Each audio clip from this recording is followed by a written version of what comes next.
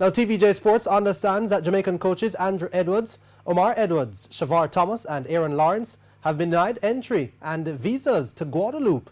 The quartet, who are working with the Turks and Caicos Islands football team, have a clash this weekend against Guadeloupe in League C of the CONCACAF Nations League, needing a win to progress to the Gold Cup qualifiers.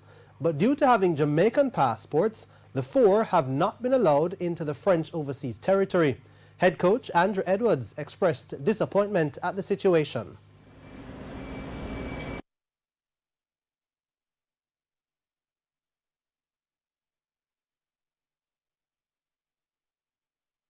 It is a very unfortunate situation. The TCIFA office, within their own power, have done everything that they could possibly do.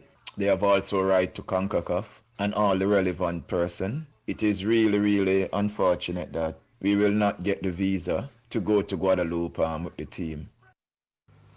That's Omar Edwards, head coach of the Turks and Caicos Islands. Now, TVJ Sports understands that the Turks and Caicos Islands Football Association has taken the matter to FIFA and the French government to get the coaches into Guadeloupe for Sunday's encounter.